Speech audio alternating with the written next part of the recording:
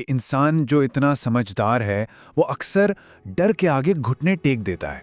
Fail होने का डर, लोग क्या कहेंगे इसका डर, या फिर कहीं अकेले ना रह जाएं। ये एक ऐसा एहसास है जो हर किसी ने महसूस किया है, लेकिन इसे समझना अक्सर बहुत मुश्किल हो जाता है। तो सवाल यही उठता है, आखिर इंसान डरता क्यों है? इस विश्लेषण में हम इसी सवाल की गहराई में उतरेंगे और डर के पीछे की साइकोलॉजी को परत दर परत समझने की कोशिश करेंगे। तो चलिए इस पूरे सफर को हम 4 हिस्सों में समझते हैं। सबसे पहले देखेंगे कि डर असल में है क्या और दिमाग में कैसे काम करता है। फिर डर के असली कारणों को जानेंगे। इसके बाद ये समझेंगे कि आज की दुनिया में डर इतना बढ़ क्यों रहा है, और आखिर में इस पर काबू पाने के तरीकों पर भी बात करेंगे। तो शुरू करते हैं पहले हिस्से से। देखिए, ये समझना बहुत जरूरी है कि डर सिर्फ एक इमोशन नहीं है, बल्कि हमारे शरीर का एक बहुत ही गहरा बायोलॉजिकल फंक्शन है। इसको ऐसे समझिए, डर कोई कमजोरी नहीं है, बिल्कुल नहीं। ये तो हमारे दिमाग का एक प्रोटेक्शन मोड है, एक सर्वाइवल सिस्टम जो हमें खतरों से बचाने के लिए बना है। जैसे ही दिमाग को लगता है कि कोई खतरा है, वो फौरन एक अलार्म बजा देता है। अच्छा, तो ये अलार्म दिखता कैसा है? दिल का तेजी से धड़कना, पसीना आना, हाथ कांपने लगना, ये सब डर के लक्षण नहीं, बल्कि शरीर की तैयारी है। बॉडी खुद को फाइट और फ्लाइट यानी लड़ो या भागो वाली सिचुएशन के लिए तैयार कर रही होती है। तो सवाल यह है कि ये सारा रिएक्शन शुरू कहां से होता है? ये होता है दिमाग के एक बहुत ही छोटे लेकिन बेहद पावरफुल हिस्से से, जिसे एमिगडाला कहते हैं। समझ लीजिए, यही डर का कंट्रोल सेंटर है। और यहीं पर ना दिमाग के अंदर एक बहुत ही मजेदार जंग चलती है। एक तरफ है एमिगडाला, जो बिजली की रफ्तार से खतरे को पहचानता है और बिना सोचे समझे रिएक्ट करता है, और दूसरी तरफ है हमारा लॉजिक वाला दिमाग, जो थोड़ा धीमा है, जो सोचता है, एनालाइज करता है। डर हम पर अक्सर इसलिए हावी हो जाता है क्योंकि एमिगडाला का रिएक्शन हमारे लॉजिक से हमेशा कई गुना तेज होता है। तो ठीक है, ये तो समझ आ गया कि डर काम कैसे करता है, लेकिन इंसान असल में डरता किस चीज से है? चलिए अब डर के असली कारणों को समझते हैं।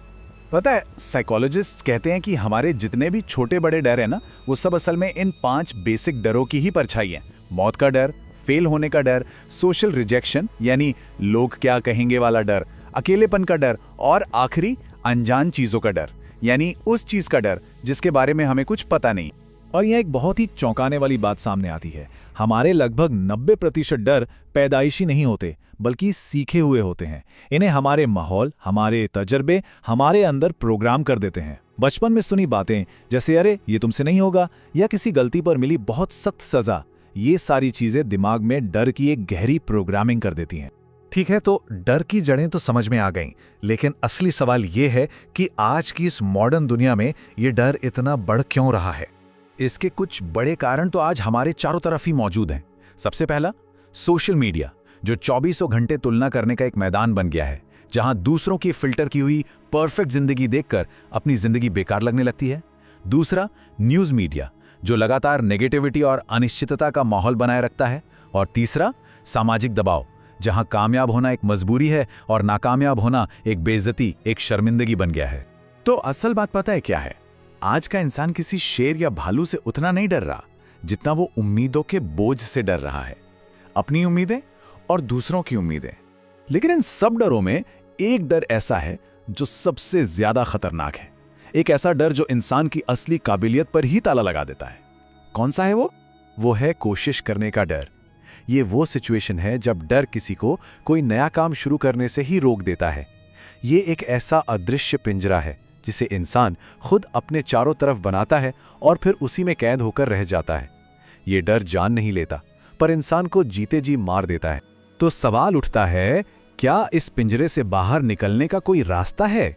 जी हां, बिल्कुल है। चलिए अब डर को मैनेज करने के एक प्रैक्टिकल तरीके को समझते हैं। डर को मैनेज करने के 5 सिंपल स्टेप्स हो सकते हैं।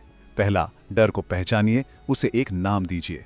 उससे भागने की बजाय उसे एक्सेप्ट कीजिए। दूसरा, सोचिए कि सबसे बुरी हालत में क्या होगा। अक्सर एहसास होता है कि 90% डर तो बस हमारी कल्पना है। तीसरा, एक्शन लीजिए। एक्शन वो एंटीडोट है जो डर के जहर को कम करता है। चौथा, धीरे धीरे सामना कीजिए। हर दिन उस डर की तरफ एक छोटा सा कदम बढ़ाइए। और पांचवां, अपने डर से दोस्ती कर लीजिए। ये समझिए कि डर तो हमेशा रहेगा, लेकिन कंट्रोल किसके हाथ में होगा, ये फैसला आपका है। एक बात हमेशा याद रखनी चाहिए, अगर डर महसूस हो रहा है तो इसका मतलब कमजोरी नहीं है, बल्कि डर इस बात का सिग्नल है कि कोई अपनी काबिलियत की हदों को तोड़ने जा रहा है। यह इस बात का इशारा है कि कुछ बड़ा होने वाला है। और आखिर में एक बात तो बिल्कुल साफ है, दुनिया में कोई भी निडर नहीं है। असली हीरो वो नहीं है जो डरता नहीं, असली हीरो वो है जो डर महसूस करने के बावजूद आगे बढ़ने का फैसला करता है। अगर वीडियो पसंद आया तो लाइक करें, अपने दोस्तों को शेयर करें और चैनल में नए हैं तो सब्सक्राइब करना न भूलें, क्योंकि हम पूरा साइकोलॉजी के साथ आपके समक्ष इस तरह के वीडियो प्रस्तुत करने का प्रयास करते हैं।